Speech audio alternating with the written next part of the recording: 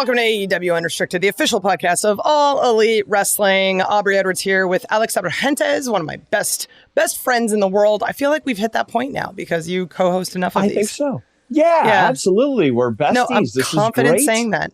Yeah, screw Shivani. Feels good. This is what he gets for ditching me. He's been replaced as best friend. I've gone full heel. This is what happens. Wait until we see him on Dynamite. I mean, the mistake was thinking I was babyface the whole time anyway. Anyway, enough about me. I want to talk about our wonderful guest today, the amazing Saraya, Renee Paquette's sidekick. Hello, how are you in this wonderful morning? Oh, wonderful. did you just say Renee on sidekick? I'd love you if you just said that. Oh, yeah. No, it's definitely I put it in my bio as soon as she was signed up to AEW. I was just like, there it is. It's official. Right. I was actually listening to like your most recent episode with her on her podcast recently. Yeah. And it's just like the relationship that you two have together is obviously like, oh my God, these guys are like really good friends. And I'm just so happy that you both joined AEW like at the same time. Well, yeah, it's crazy because our lives are kind of like syncing up at the same time. Because like, when I started in the other company, within like a couple of months, Renee was there. And then we were like together and best friends for like, well, up until, this point, And then when she left, I was like, oh no, she left me. Like, what are we going to do now? So I blame her for the fact that I was just like, you know what? Yeah, I'm going to leave too. There you go. And look, it's all full circle. Did you guys keep in touch a lot? Oh, we text every single day. Every single day. There's always like something I need to text her about or she texts me about. Or just like venting or just like, joking. It's just always like we're always communicating in some way. But yeah, our lives kind of like synced up because we were both going through like that couple of months stage where it was just like, oh man, like what do we do now? Like what's happening? And like we just felt like for a couple of years actually we were kind of like in a rut a little bit. Not so much like with her like work like in her life because she just had a baby and all that kind of fun stuff, but work wise and me work wise I just felt like we're both like, we could be doing so much more. And I don't know, like, what, but we feel like we could do so much more. But unfortunately, I had chains attached to me, so I couldn't really do very much. So, but when those chains kind of like fell off, like a couple of months again was like, oh God, this is really intimidating. Like, oh my gosh, we're out in the real world now. Like, what's going to happen? We're outside this bubble. Like, what the fuck? And then me and Renee, like, both kind of got the calls at the same time. At AEW, and we're just like, oh my gosh, hey sister, we're meant to be like attached at the hip at all times.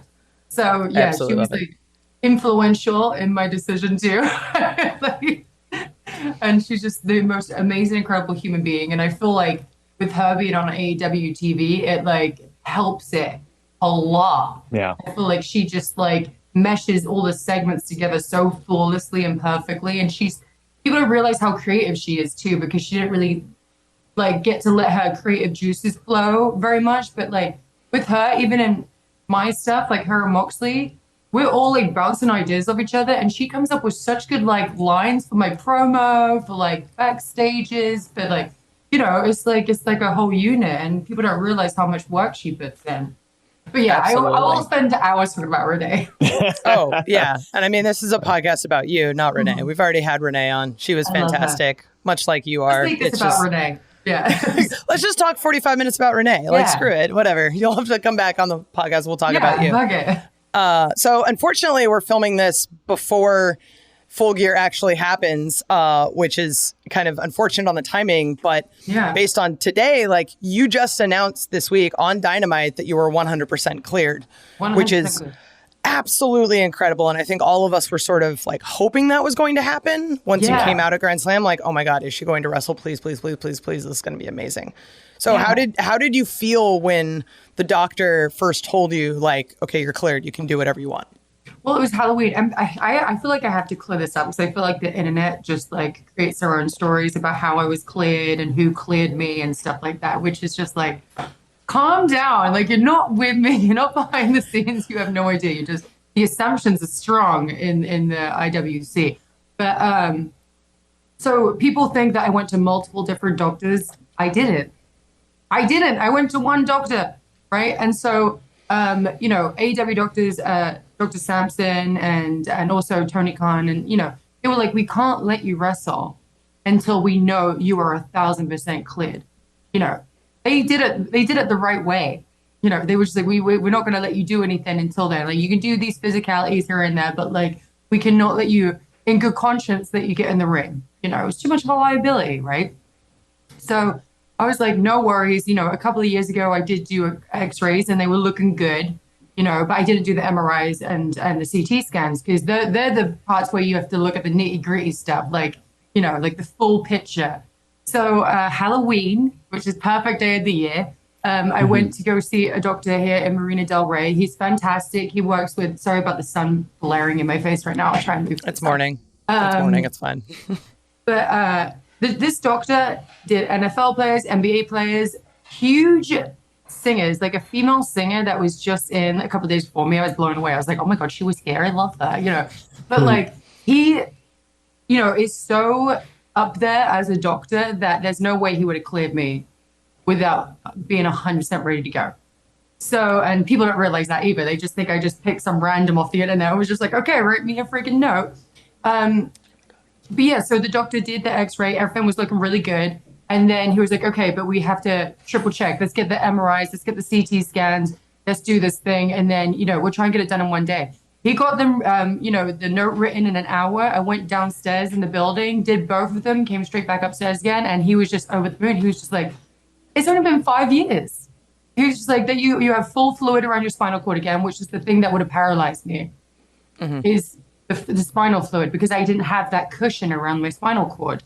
Wow. So I remember seeing it last time and being like, oh, yeah, there's no spinal fluid there. But this time, I'm not saying I'm an expert, but I've seen a couple of MRIs by now. And I was just like, oh, there seems to be some fluid around that bad boy, And he was just like, yeah. So I was like, okay, so what's the deal with the paralysis side of things? And he just said it's rare. Now you have that cushion and stuff, He goes, your body. So if you're starting to feel like a little sore here and there, which you're going to feel, getting back in the swing of things, he was like, take care of yourself.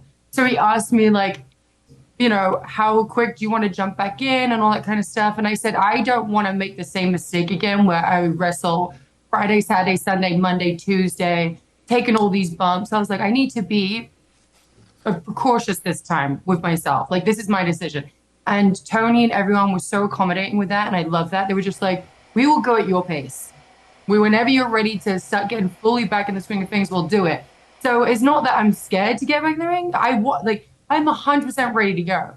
I just want to take it slower this time so I don't make the same mistake again, And so people like on the internet are just like, oh, like, how is she cleared? She's going to hurt herself. And then on the other hand, they're like, wait, you don't want to take a pile driver in a German? Are you even cleared? And you're like, what? Like, I don't want to take a German suplex. You'll see plenty of those in other matches. Like, I'm good not taking a German suplex and a pile driver.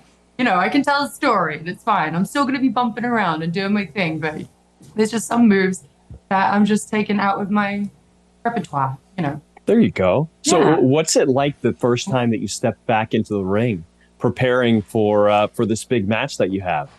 Oh, man. Yeah, it was wild. So I got in with Dean Malenko, and we were thinking about, like, different spots we could potentially do. So we got, like... I love Dean. He's amazing. He's just always been a mentor to me throughout, my career there. And now he's over here. He's, again, one of the reasons that I came over, too, was I was like, oh, Dean's there. Like, I feel comfortable. And so, like, I went, we did some spots and he put, like, a little, one of the pads under the second rope. And then he was like, do you want to try this? Like, a potential thing that we can do for the finish. So I was like, sure. And then I took, like, a bump onto this crash pad, which was enough. You know what I mean? But I was just like, man, like, any wrestler will tell you, taking a bump that when you're not in a match, when the adrenaline isn't pumping, it fucking sucks. Whether you've been out for years, been out for one day, haven't wrestled in for a couple of hours, no adrenaline, no warm-up, you're like, it sucks. Like, you're toast. I'm like, fucking fart noises, it sucks, right? So true. But when I actually did the, my finisher, to which I'm figuring out new names for these things now, right? But when I did my finisher to Britt, I did not feel a thing. Nothing. It was like a friggin' cloud. I was just like, Wow. oh, I was like, okay, there she is. You know, it was like very easy. Even afterwards, like I felt absolutely fine. I feel fine now. You know, it's crazy what your body remembers once you get in the swing of things, right? Like that muscle memory. Like before, I was one big scab and callus because I've been wrestling for so many years.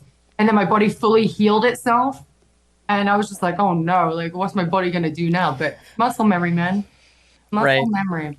It's one of those, if you haven't been in the ring for a bit and then you suddenly come back and you've got all those like ring rope marks on your back and stuff. And it just looks like you're into some weird kinky shit where it's like, oh my God, like you just look terrible. Yeah, exactly. You get random bruises everywhere. You're just like, oh gosh, I look like a Cosby or something. Right? Oh my God. Yeah, people don't understand how hard that ring is on your body. Like, no, those are actual cables. It's like, it hurts. Yeah, exactly. So I commend you. I commend you. I want to talk about how like Britt is sort of like the face of our division. Yeah. She says at least. But she's like one of our big homegrown stars. Yeah. And you yourself having the history that you have at WWE, you know, getting Divas Championship as young as you did and just the impact you had over there. What does it mean to you to have her be sort of your first opponent? I mean, I think it's fantastic. First of all, like I'm a big fan of Britt. You know, like she's always been like super respectful to me and super nice. You know, like I've never had any issues like outside the ring with her. And I respect what she's done in AEW because she didn't have like the previous experience for TV before she got thrown into the spotlight. And I feel like it says a lot for, you know, a woman as well in the wrestling industry. Yeah, that part is extremely important because, I mean, we are looked at under a freaking telescope. We get freaking shit on a lot, you know, even when we're doing well, it's still never going to be good enough. You know, it's really frustrating for a small part of the community, I would say. A lot of people are very supportive, but the very vocal and loud part of the community. Exactly. Like the hate is always the loudest. And you're just like, if we were in person, I'd beat the shit out of you, bro. But like Jay and Silent Bob, I'm going to freaking find out where you live, turn up at your house and beat the shit out of you. But yeah, Britt kind of like was the first ever signee to AEW, which is already a huge accomplishment, right? And then to be like, okay, here's the mic, here's a live crowd, here's millions of people watching you on TV. That's an intimidating, that's a scary experience. And she kind of just took it and ran with it and helped build this division. You know, whether you like her character on TV or not, she does a really good job of being a heel.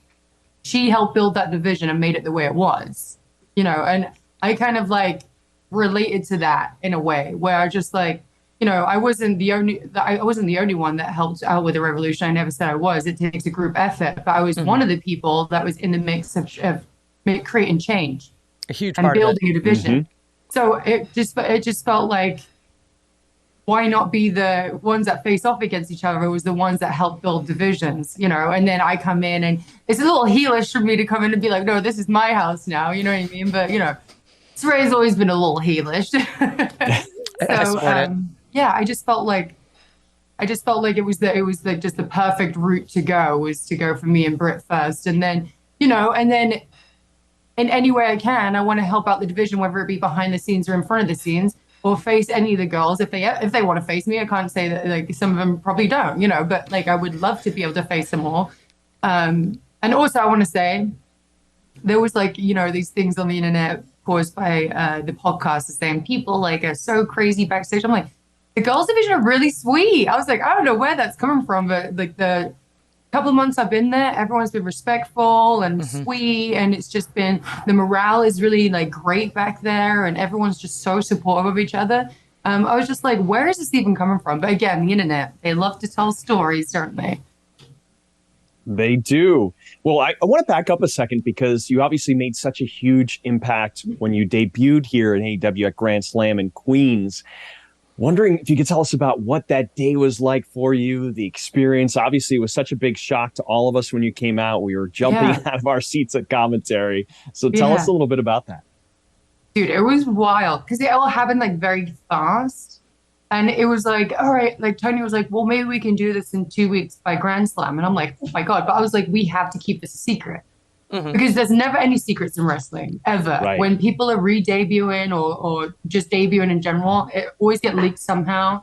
And it was like, we have to be like really smart about this. Only tell a select few. So I think the people that actually knew in the end was obviously Tony and his lawyer, of course. Mega, yeah. Renee and Moxley, Jericho, and Britt. And even like the day of, I still didn't tell Britt that it was completely confirmed. She was texting me every day. She was just like, so what's the deal? And I wanted to surprise her too. So I was like, okay. And I was just like very careful about who like knew. Like, obviously my boyfriend knew too, you know. But I was like, I just didn't want it to be leaked. But yeah, so and then, you know, there was like a little room that they called the electric the tech supply closet. Room. Yeah. It was right near the girl position too. So I was just like, I cannot leave this, even if I wanted to. There was no toilet in there. There was no freaking AC in there. I was like, there's no mirrors. I was just like sweating. I'm like, fuck, you know. But I was like, this is gonna be so worth it. But like trying to get smuggled in, like you have to walk through all the hallway too, where all the wrestlers are hanging out. And so like I had like this hood and sunglasses, and I saw Pac and Claudio. You know, and we get way back. So I'm just like, I instinctively like look up to be like, hey, and the security just like pushed my head down. He was like, keep moving. I'm like, oh, you know, and Pac is just like, did anyone else see that? You know what I mean? It was so funny. And I was just like, oh shit. So he probably already knows, but yeah, it was like very surreal. And then I came out, like the girls came just as they were about to walk out in their match. Like I told them to bring them all in so that they know what's happening and all that kind of stuff. And they were all so sweet and everyone was so excited, you know, it's awesome. And then yeah, like the music freaking hit and I was like, no one's gonna know me as Saraya. There's new ring music, which is my boyfriend's music, by the way. Yes. There's new ring music. I'm under a new name, which is my own, you know. And so like I was like, how are they gonna react? So at first it was like, who's this music? Like, who is this? Like, what's happening? And then luckily my name popped up and people knew who it was. I was like, oh shit. And the crowd like erupted. Like they were incredible. It was one of the best moments of my career. And like, they were like loud when I made my first return. You know, they were pretty loud when I made my debut, you know, because not everyone knew who I was, but they were still loud. We got a This Is Awesome chant, you know, but that was the loudest a crowd has reacted to me in my whole career. I was just like, holy shit, it's been 5 years, you guys. Like, what the heck? You know, you don't even know what I'm doing here. But they were just happy to see me and it just felt amazing. It's so well deserved. Like everything that you did previously, like people remember that in wrestling and they remember the history that individuals make and the impact that they leave on everything. So I think just as soon as like the name happened, all of those emotions just came flooding back and everyone knows like your story and the things you've been through and the medical stuff. And it's just like, oh my God, this is this incredible moment.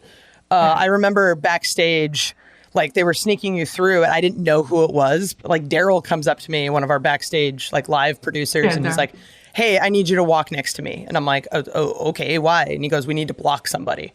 I'm like, okay, cool. Because we're like trying to like be wide and like block the hallway so people don't see. So we get like the biggest security guys like walking through, just like, okay, we're going to try and like hide the vantage point. I'm like, who the hell is this person in a baggy sweatshirt and like glasses? I like couldn't figure it out. I'm like, I don't know who it is. And I honestly didn't know until you came out. It was like, man, we're on the down low. We're sly. I love it. Yeah. And we actually shocked the freaking wrestling community. You sure did. Yeah. People were just like, wait, what the fuck? Like, how did they manage to keep this a secret? So it just worked out absolutely perfectly. And I'm so happy it did because, man, it's wild. But I will tell you though, the second week when I did the promo, which wasn't the best promo I've ever did, and I was really disappointed in it. But like, I realized how crazy the internet community can be, and I even in my head at that point was like, did I make a mistake coming back? Because I like, you know, I hadn't been around the wrestling community like online in a while, and I made the rookie move to check it that week after like the second week. And I was like, man, that was like my biggest regret is checking it because it made me feel awful. And I was just like, I didn't think it was that terrible. You know, I didn't think I did that awful of a job. Yeah, I stumbled some words. Like, I was just getting in the swing of things. I was fucking nervous. I let the nerves get the better of me and that's on me. But at one point I was like, did I make a mistake? Like, what the fuck? And it broke me for a second because I was just like, no. And in my head, I was like, I need another opportunity to do a promo. I need it because I know I can get them back, you know? Yeah. And so, you know, we did this promo with Britt and it was just so well received, and just like people absolutely loved it. Although I did get Tokyo Dome and Sumo Hall mixed up. I'm sorry, but like, you know what I meant. You know what I meant. But yeah, I was like, even in the ring when I said that, I was like, oh my God, what fucking dumbass. And I kept telling myself backstage, I kept saying it to myself backstage. I'm like, Rhea, stop telling yourself that. And you know when you tell yourself not to say something? And then you say it? And then you fucking say it. And then you're like, oh my God, I'm such a dummy. But yeah, so I was thinking about that promo from like when we changed stuff last minute with the sit down, like me, Britt, and Renee and Mox, because Mox has been like a big producer on our segments, right? After the first promo, he was like, I'm gonna fucking make sure that, you know, we make this as best as possible. You know, he was like, I want to help you. And so we changed the sit down, and we were just like, okay, because they only gave us 2 minutes, and we're like, we're not gonna be able to tell a story in 2 minutes, especially backstage with no live crowd. You can't feel it. You can't feel the energy. So that promo we were supposed to do in 2 minutes in a backstage, and we were just like, we're going to change this. And we didn't ask Tony about this either. We just did it. So we did it where Britt had to go do something anyway at like 5 o'clock, you know? So she was like, I'll be right back. And then we just went, you know what? We're just going to change it and say that she just didn't turn up. And it kind of fits in with her, you know, thinking, you know, that I'm just coming in and Renee's my friend. And, you know, that we can piece this together so much easier in 2 minutes. So we did that. And it went way better. We're just like, okay, this is way better. Like, you know, and then we told, you know, Tony, like, is it okay if we get this promo next week? And luckily he was so great with it, even though we're changing his show on the day, you know, and he's just like, no, great, but we'll get Britt doing it backstage right now, explaining why she didn't turn up, you know, and then next week we can give you guys 6 minutes. We went over, but we'll give you guys 6 minutes. And, but I just felt right. Like, I'm sorry we're going over, but like the emotion in the crowd right now is just, it felt good. Sometimes you feel it and you can't say no. It's just like, we got to ride the wave. I'm not just going to cut this short because of this time. And like, we can tell a good story right now and build a great, you know, story to go to our match. And we need this absolutely can. To make up for all the weeks where we haven't had like the best of builds. You know, like I came in and people were just very confused about what I was doing. Now I'm cleared. We need to tell a fucking story and get ready for this match, you know? Yeah, absolutely. So again, we're just like changing shit and like adding stuff and all that. And Tony's just been fantastic throughout the whole thing. He was just like, well, I can't change it, you know? So he's like, do your thing. At least it's working, you know? We are talking to Saraya on AEW Unrestricted, Aubrey and Alex, talking a lot about joining AEW, her initial debut and all this stuff. But we've got so much more to talk about coming up.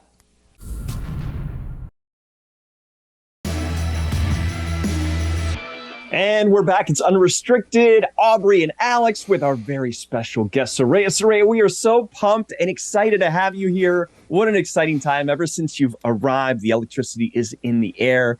And we know that you have an amazing backstory. So we'd love to start talking about that because you were basically born in this industry, right? Can you give us a little bit of insight of what that was like and when you decided, you know what, I need to get into this crazy world and do this myself?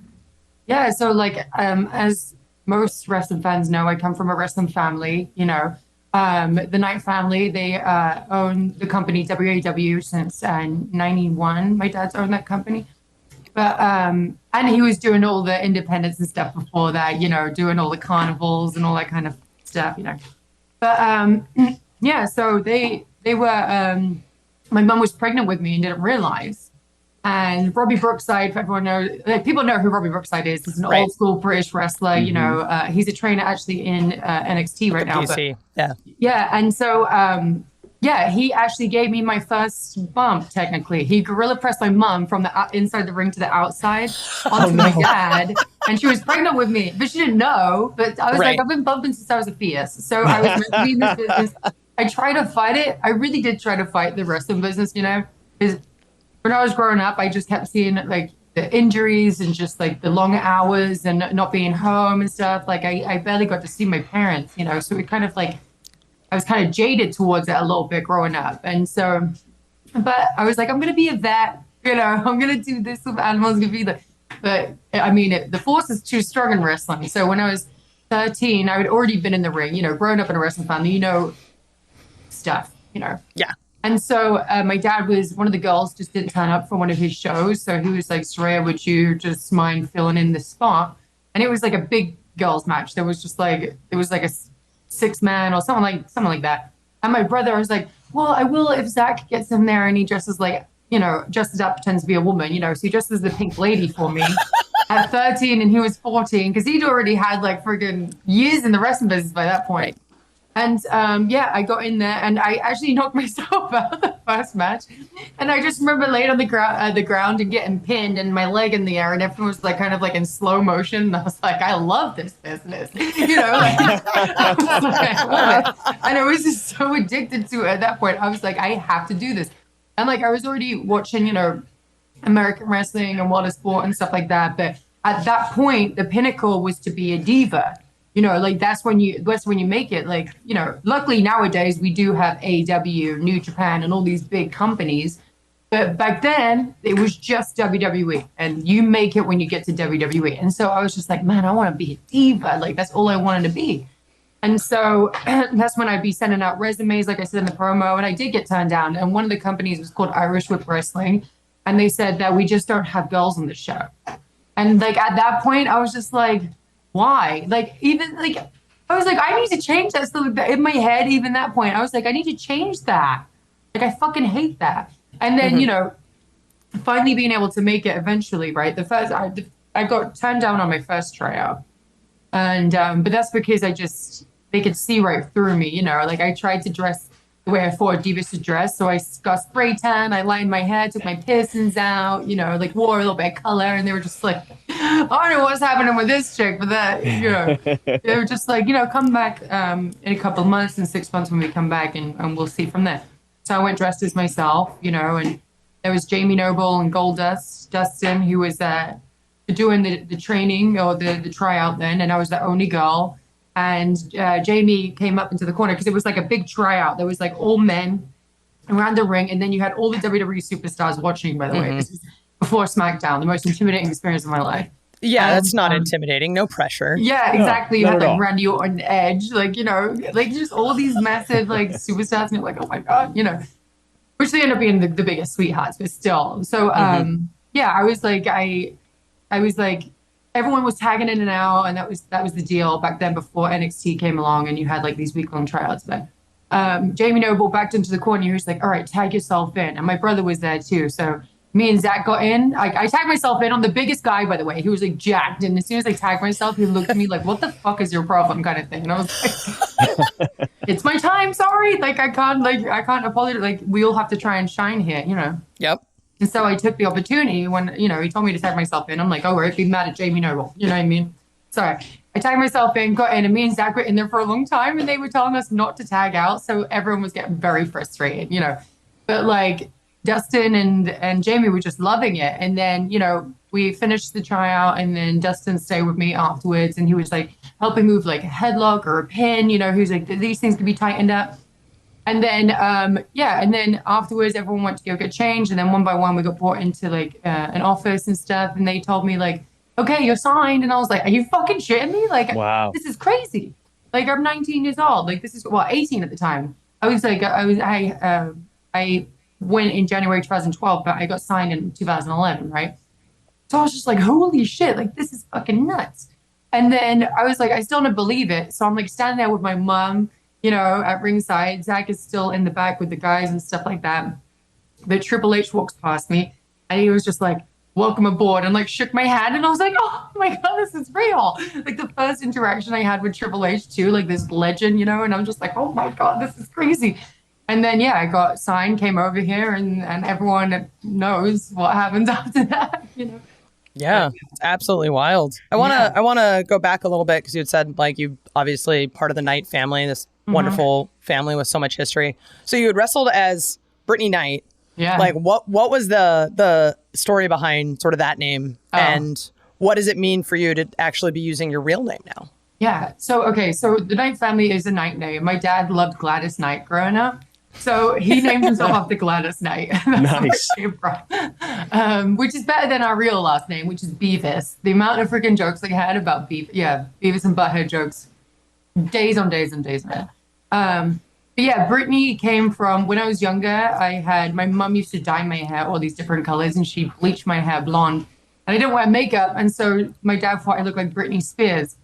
So he called me Brittany as soon as he had to come up with a name. He called me Brittany because my mum was using Saraya. She's still using Saraya to this day. I'm like, sorry, Ma, but I have to, So yeah, that's how Brittany and I came about. It's just a Britney Spears fan over here.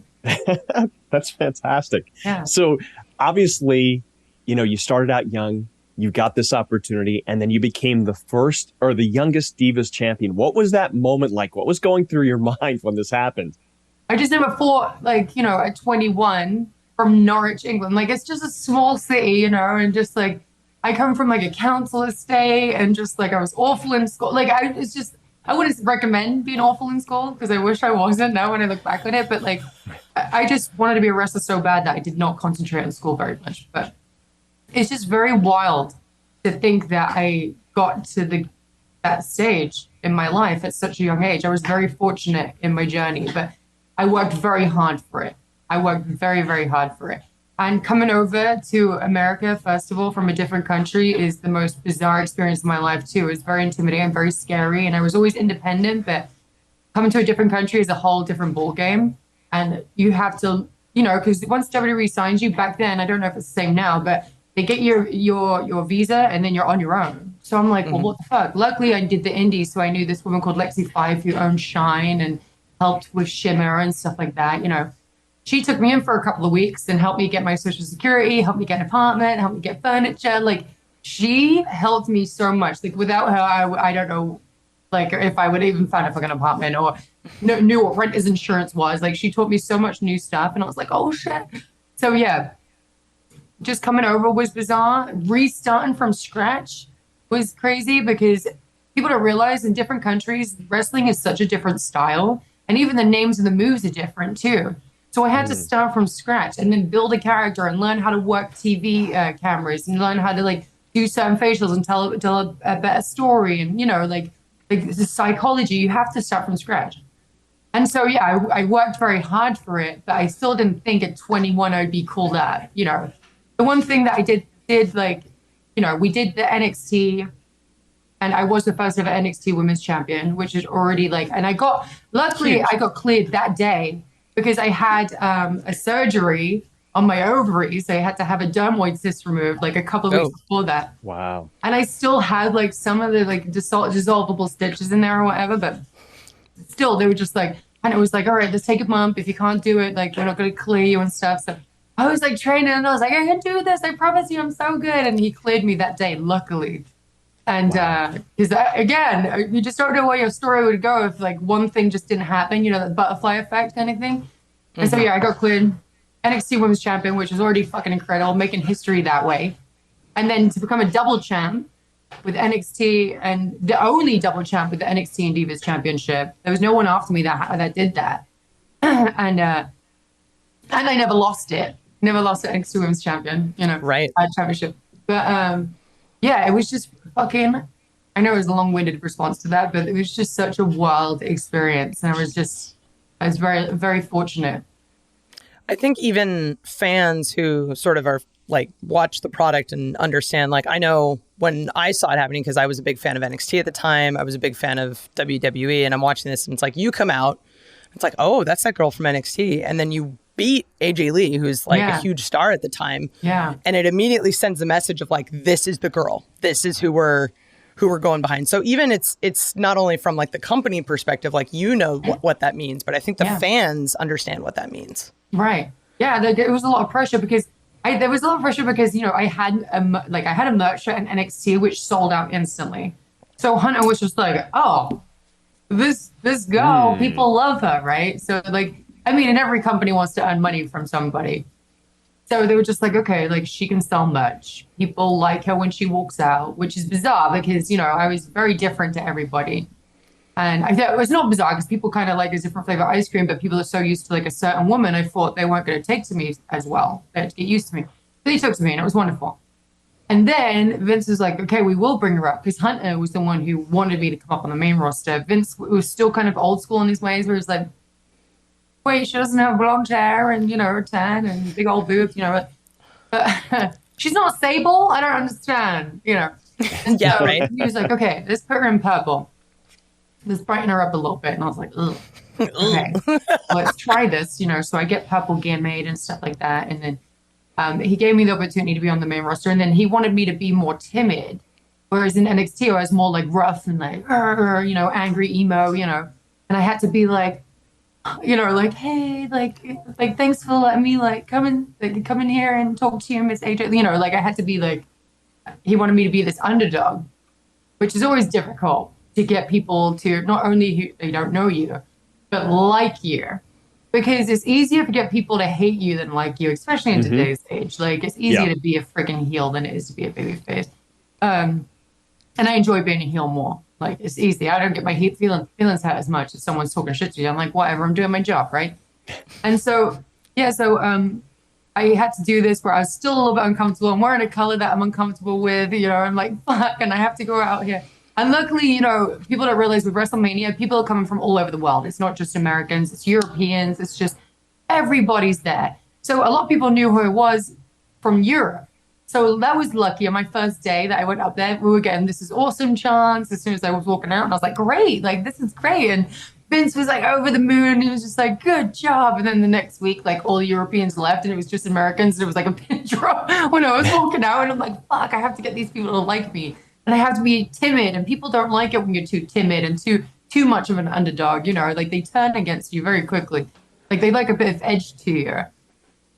So yeah, it was very difficult for the first couple of weeks or whatever until AJ come back and we got to be really getting get our nails into this storyline of freaks and geeks and stuff like that, and frenemies and all that kind of fun stuff. And that's when things really started to change. I won the Divas Championship on the first day, but it was a long journey up until AJ came back when I could fully showcase what I could do, and she could do something different with someone different as well, because she was so used to wrestling certain people, and now it's so fresh and people liked it. They were like, okay, these two alternative looking girls are going at each other. Is Paige in love with AJ? Do they hate each other? It was a whole different thing. It was really fun though. I love that story.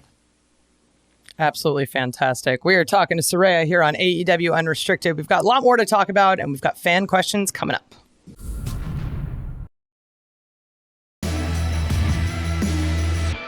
We are back, AEW Unrestricted. Aubrey and Alex talking to Saraya. Before we get to fan questions, I want to talk about the movie 2019, Fighting With My Family, produced by The Rock, written and directed by Stephen Merchant.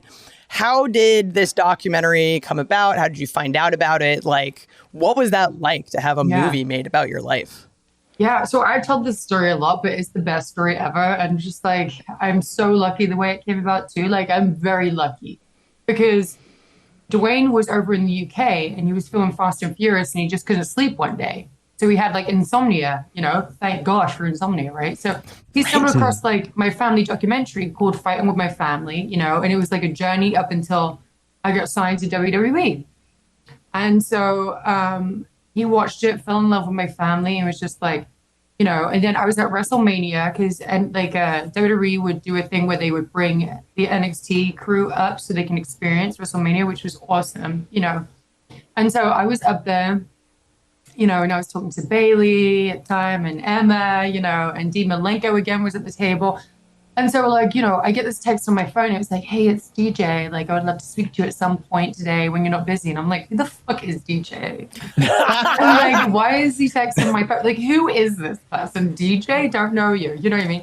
And so Dean, I was like, who's DJ? Do you have this number? And he was like, that's Dwayne Johnson. The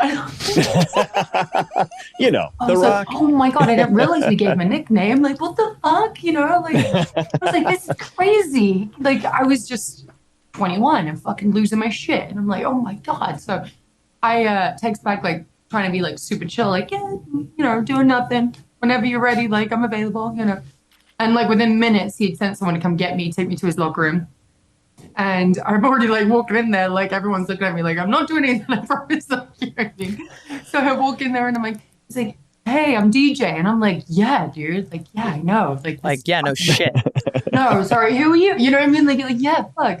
Dwayne Johnson, this is fucking bizarre. And I'm just the most famous man in the world is and, the person that made it out of wrestling. Like, he is the pinnacle of success from wrestler to actor. You know what I mean? Like, I was like, this is crazy. Like, I'm speaking to you right now. And he was like, yeah, so, and he told me this story about Fast and Furious, Now We Can Slave, and he watched the documentary, and he was just like, I just fell in love with your family. They remind me of my family. Like, you guys are very close. You love wrestling, and, you're just trying to better your life and all. It was just like, I just loved it so much. So I'm going to make a movie on it. And I'm like, I was like, are you shitting me, bro? And I was just like, and I just didn't know how to act. And then all of a sudden I just like burst into tears. And I'm just like, are you serious? He was just like, yeah. And he's Proper like, handing me response. these tissues and stuff. And I'm like, I'm sorry. I didn't expect this. It's like, I'm 21. I appreciate that he had tissues on hand. Right. Like, what a guy. Oh, well yeah. prepared. Tissues on the table and fucking hand them to me. And I'm just like, he was like prepared, I feel like, Right. And then he was like, but I have some other news for you as well. And I'm just like, what? And like, and he's just like, well, I was just in the writer's room.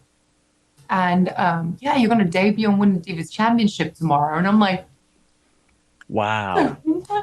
And so I'm crying even more. Fucking eyelashes falling off and it's snotting everywhere. And he's like fucking handing me tissues as quick as possible. And he's just like, Oh he was my like, God. okay, but you need to calm down because no one's supposed to know about this and you can't tell anybody. And I'm like, about any of it is about any of it. The movie, the Divas Championship, nothing. And I'm like, oh shit.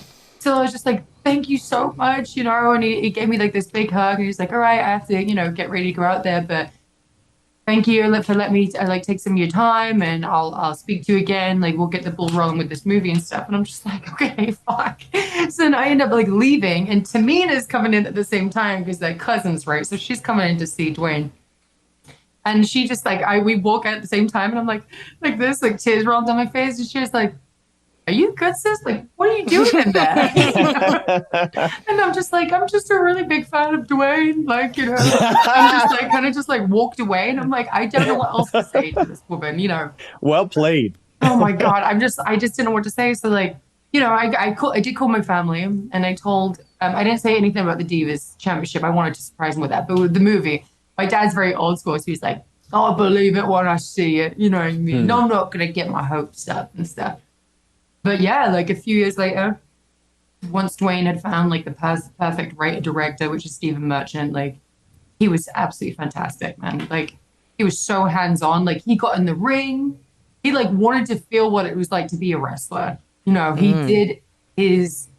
just did his research.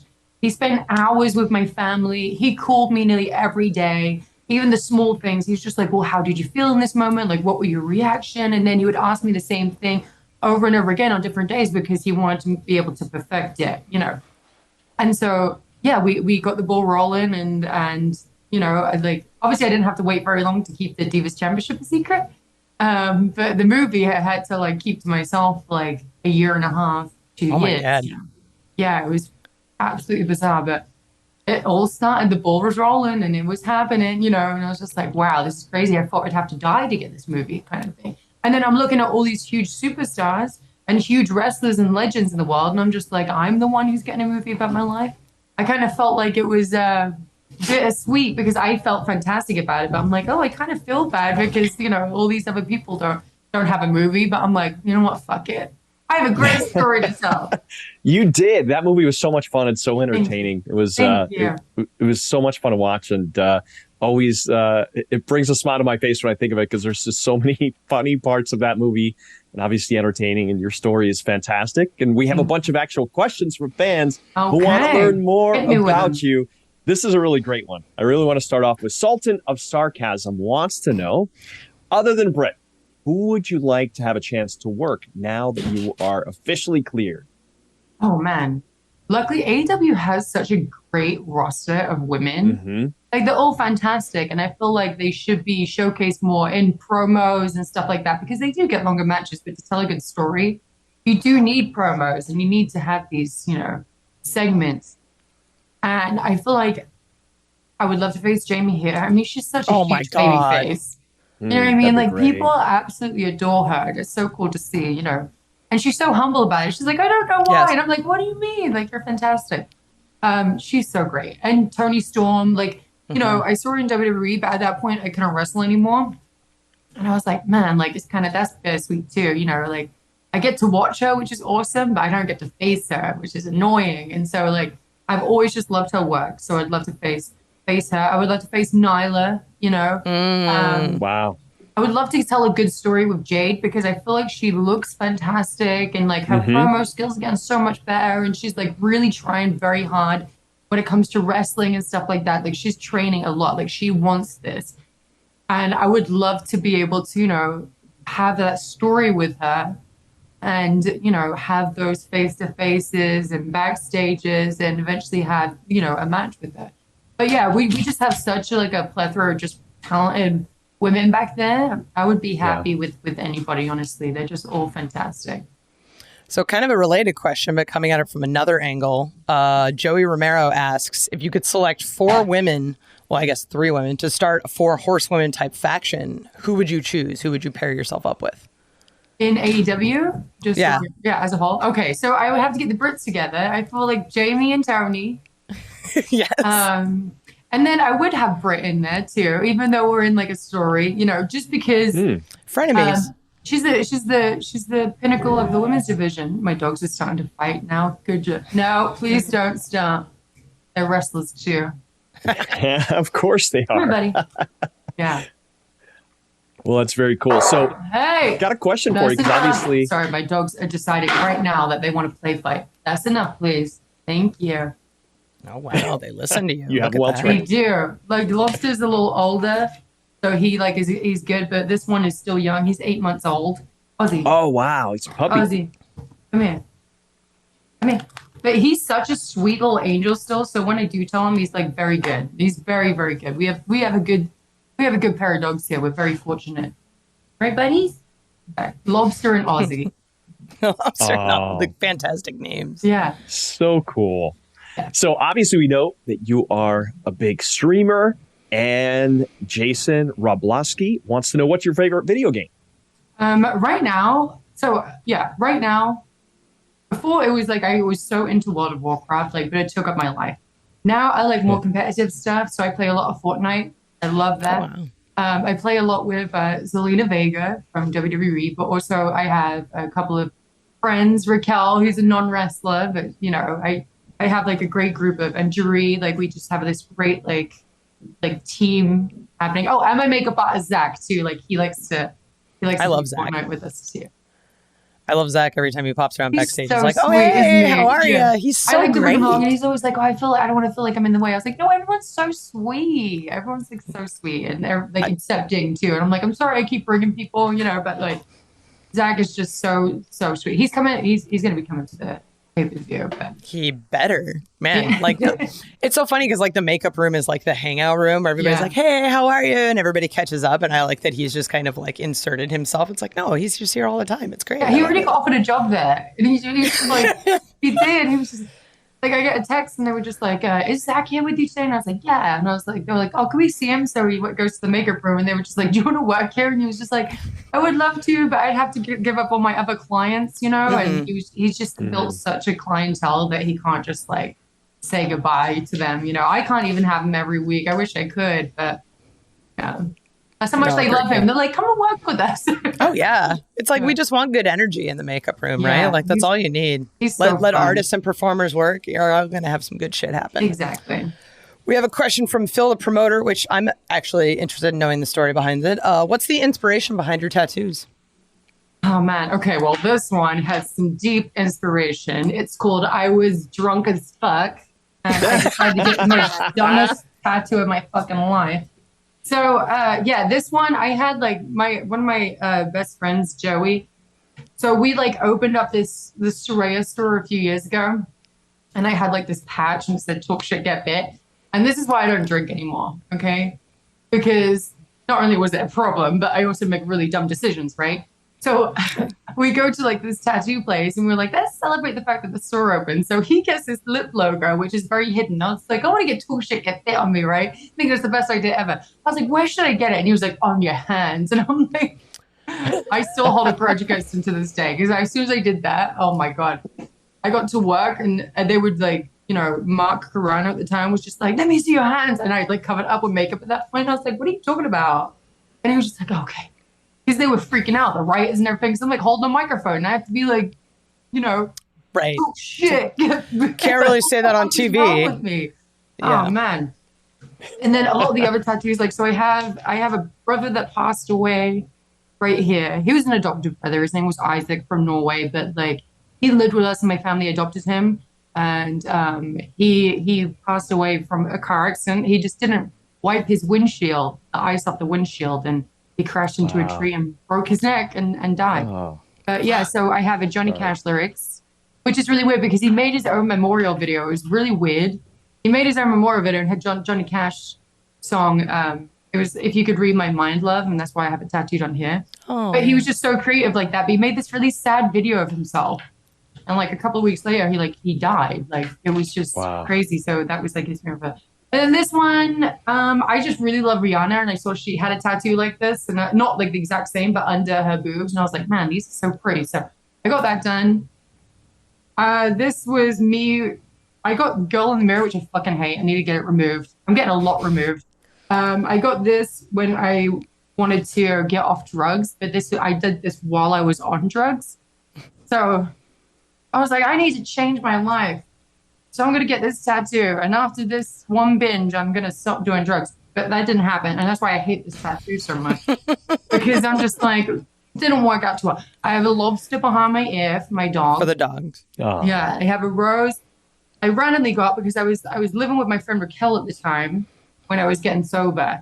And she had a friend come over who was staying there too. And she was a tattoo artist. So we were like, I was getting sober from drugs. So I was still drinking a little bit then. And I was like, we were wine drunk. And I was like, tattoo me. All these stories come from being drunk. I'm telling you. Oh, no. Like even this one, like it was like a friendship tattoo. I don't even want to tell you what that stands for. It's just fucking embarrassing. and then I got this like little thing, which I kind of like this one. And what else do I have? I think that's it. Oh, I have this on my collarbone. Live my life. I hate that one too. I got these all on when I was drinking and shit, like, and I fucking hate them so much. So most of these gonna get removed except from this one, my brother's one, and my lobster and the rose, of course. But all the little bullshit ones, toast. Done. You could always end up covering them up. It's like they're there. I did. I've covered like a bunch of them up, and they look like big fucking blurs now. It's a whole fucking issue. Well, that's the problem with getting them on your hands and shit. Yeah, just get them lasered. It'll take a bit, but it'll be worth it. Yeah, or wear gloves. Yeah, or wear gloves. I just wear gloves for all, like, it's very mysterious, apparently, if I just wear gloves 24 hours a day. Hey, that's what I do. Yeah, why not? I just take a leaf out of your book. There we go. So listen, we've got an exciting time ahead of us in AEW, and I think it's Ileana wants to know, are you excited for the day that AEW finally comes to the UK? Because now we know it's official, it's real. Yes, oh my gosh, yeah. And I'm so happy that I came at the time when you guys are going over to the UK. It's perfect timing for me. And then, like, going over there, my home country, my family can come along, I'm just really, really excited. And the British crowds are always really fucking fun. Most of them are drunk when they come. So they're very rowdy. They're happy though. Like they're not shit talkers. They're just like having a great time. And they're just always a really, really fun crowd. They'll sing to everyone's entrance music. They're just a fun. They're just a fun bunch. I'm so proud, and like I'm biased towards them, of course, but I'm excited to get back there. It's going to be awesome. I can't wait just to be over there. I can't wait to see the audience reaction to you returning home. I can't wait for just AEW to have all these historic moments and for you to be a part of them. Like, this is fucking awesome. Dude, and thank you. I would love, because I have a family of wrestlers, I would love, like, even being over the UK, and I'm like, please, we have to get, like, my brother Zach, because Zach has never made it, and it's so frustrating. He tries so hard. I'm like, we need to get him on an AEW Dark show or something like that so we can showcase his thing. He just did New Japan, and he, like, people, very cool. They loved him, so they're bringing him back again, and it's just, he got, like, such a great reaction when he walked out. Like, people didn't know who he was at first, and then they said, Zach Zodiac, and everyone was like, yes, and I was like, it just gave me chills. And so I'm like, man, I would love for my brother to eventually, be in AEW, and my nephew Ricky Knight Jr., my nephew Patrick, just like, a whole family thing. And going over to the UK, I'm like, yes, I will plug them and try and get them on the Dark show, I mean, I feel like Tony's the kind of guy that if you talk to him about it, he'll just be like, let's fucking go and just make it happen. Well, my brother Zach is actually coming over on Monday because he's going to help for the pay-per-view and stuff like that. And he's going to come to the show on Wednesday, so everyone gets. Oh my God! Yeah, so incredible. Very cool. Yeah. Well, this was so awesome. Thank you for joining us on this bright early morning. Thank you. I know by the time this airs, you will have already had your match. So, but good luck. It's going to be awesome. I had a friend text me yesterday saying that is the match he's most excited about at the pay-per-view. Aww. So, yeah, I was just like, she's like, I was kind of interested in pay-per-view. I'm like, dude, don't fucking tell me that. But like, Saraya and Britt is the thing that I'm pumped for. I'm like, dude, that's dope. That promo that helped us so much. It's so much. It helped you guys. It helped the women's division. The impact you have had at AEW so far has just been awesome. And I cannot wait to see all of the things that you do for our company, in our company, all of the new history you're going to make for yourself. Thank you so much for being here today. Thank you. We have new episodes of Unrestricted out every Thursday on all of your favorite podcast platforms. You can watch the video editions on Mondays. Just search AEW Unrestricted and you can see all these terrible tattoos that Saraya has and demonstrated on here. Just awful. Just awful shit. I am Aubrey Edwards. This is Alex Abrahantes. You can see us everywhere every week on AEW Unrestricted, Dynamite, Rampage, all of it. Thank you for tuning in.